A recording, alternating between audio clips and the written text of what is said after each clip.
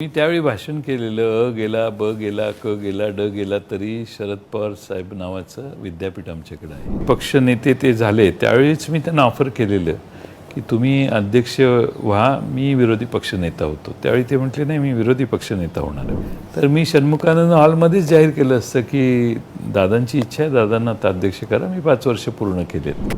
पण मग साहेब 21 जूनला षण्मुखानंद हॉलमध्ये पक्षाचा 25वा वर्धापन दिन साजरा करण्यात आला आणि त्यावेळी स्पष्टपणे अजितदादांनी त्यांच्या भाषणामध्ये असा उल्लेख केला होता, एक अशी मागणी केली होती की पक्षाध्यक्ष म्हणून, प्रदेशाध्यक्ष म्हणून तुमचा 5 वर्षाचा काळ पूर्ण झालेला आहे आणि यापुढं मला पद देण्यात यावं. तर मला 2 गोष्टी विचारायच्यात की या 5 वर्षाच्या काळामध्ये संघटना म्हणून पक्ष बांधणीच्या दृष्टीनं नेमकी काय पावलं होती, हा जो 5 वर्षाचा काळ होता याच्यातली काय आव्हानं होती?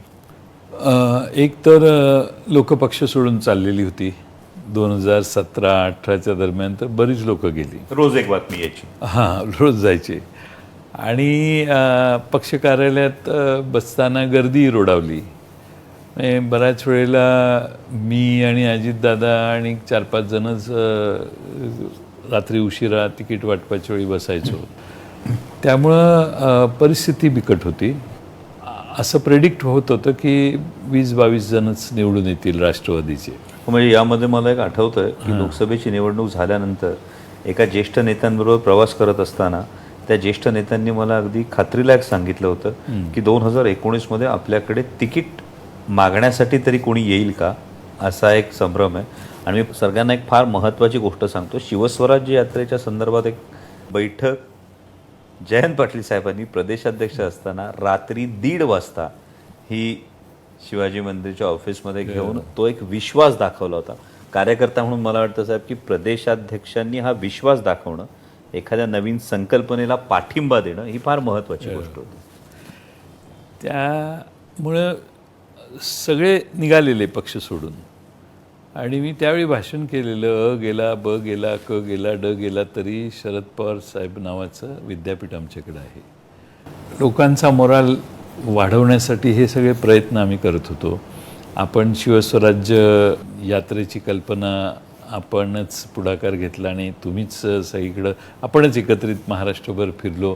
आमचे अमोल मिटकरी एक असायचे भाषण करायला, असे आपण महाराष्ट्रभर फिरलो. आणि त्यानंतर मग सत्ता आली. सत्ता येईपर्यंत माणसं थांबत नव्हती. आणि मी नेहमी म्हणायचो की ज्या अर्थी आपला पक्ष फोडण्याचं काम चालू आहे त्या अर्थी जनमानसात आपलं जास्त मोठं स्थान आहे. आणि त्यावेळी तिकीटही व्यवस्थित आम्ही वाटली. आणि मला 63 आमदार आमचे निवडून येतील असं वाटायचं, पण आम्ही 54 निवडून आले. पण 40वरून 54पर्यंत आम्ही उडी मारली. राष्ट्रवादी 56, 60, 62 ह्याच्या दरम्यानच नेहमी असायची. तर 63 आमदारांच्या ऐवजी आम्ही 54वर आलो. पण प्रतिकूल परिस्थिती मोडून एवढे आमदार निवडून आले.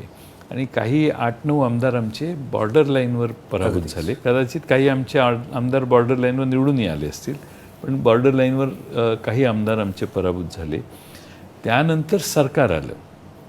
पण मला हे नेहमी माहीत होतं की आपला पक्ष मोठा करायचा असेल तर लोकांच्यात जायला पाहिजे. मी मंत्री होतो, पक्षाचा अध्यक्ष होतो आणि मी महाराष्ट्रात राष्ट्रवादी परिवार संवाद यात्रा सगळ्या पदाधिकाऱ्यांना घेऊन प्रत्येक मतदारसंघात जाऊन, तिथल्या जे मतदारसंघ लढवत नाही तिथेही जाऊन केली.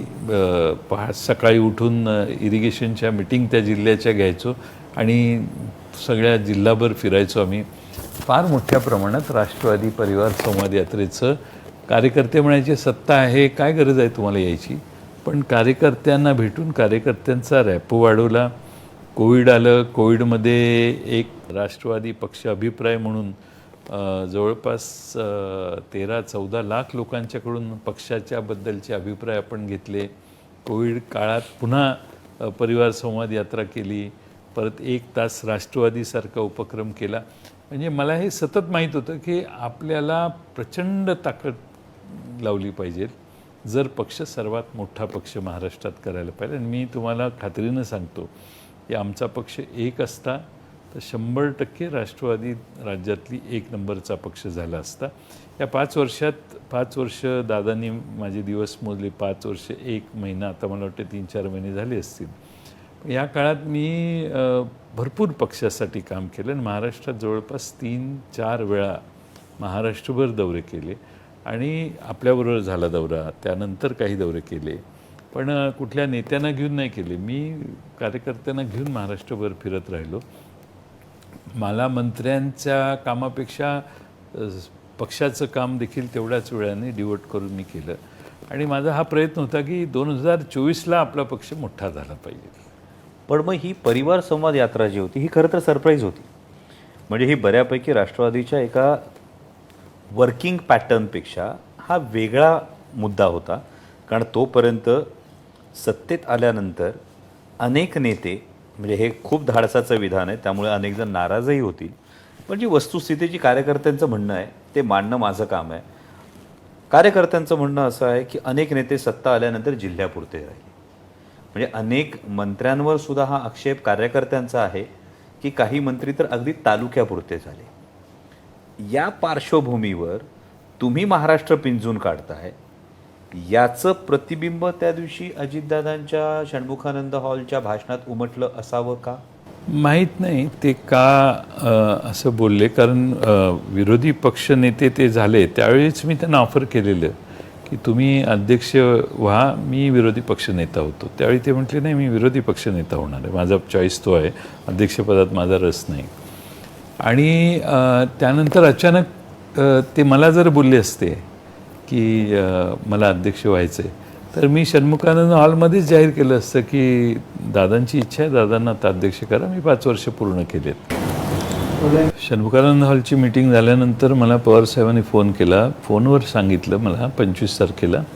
त्यावेळी मी त्यांना सांगितलं की अजितदादांना अध्यक्ष पक्षाचं व्हायचं असेल तर त्यांना करा, माझी काहीच हरकत नाही, आता 5 वर्ष होऊन गेलेली आहेत मला. त्यावेळी साहेब म्हटले ठीक आहे, इतर पदाधिकाऱ्यांच्या निवडी आपल्याला कराव्या लागतील, त्यामुळं 30 तारखेला आपण भेटू. मग 30ला मुंबईला गेलो. मी पवारसाहेबांना सांगितलं की त्यांची नेमणूक, त्यांची इच्छा आहे तर करा. म्हटलं मला काय नाही, मला वाईट एवढंच वाटलं की मी 5 वर्ष भरपूर कष्ट घेतले पण त्याचा उल्लेख झाला नाही. पण ठीक आहे, आता शेवटी परिस्थिती जशी असेल तशी आपण घ्या निर्णय. आणि त्याप्रमाणे पवारसाहेबांनी 6 तारखेची बैठक ठरवली. माझ्याऐवजी अजितदादांना करायचं वगैरे सगळ्या गोष्टी, इतर पदाधिकाऱ्यांच्या निवडींची. त्यासाठी सुनील तटकरेंचं मला आठवतं पत्रकही काढण्यात आलं. 16 जणांना त्यांनी बोलवलेलं. पण अचानकपणानं 2 तारखेला ही घटना झाली. त्यांनी वेगळं होण्याचा निर्णय झाला. पण पक्ष म्हणून ज्या कामं करायची ती आम्ही सगळ्यांनी व्यवस्थित केली. संघटनेला महत्त्व देण्याचं काम आम्ही केलं. शेवटी मी माझा व्यक्तिगत स्तोम माजणार नाही यासाठी देखील कायम आम्ही सगळेच जागृत राहिलो. मी तर व्यवस्थित कधीच व्यक्तिगत स्तोम निर्माण होणार नाही याची काळजी घेतली.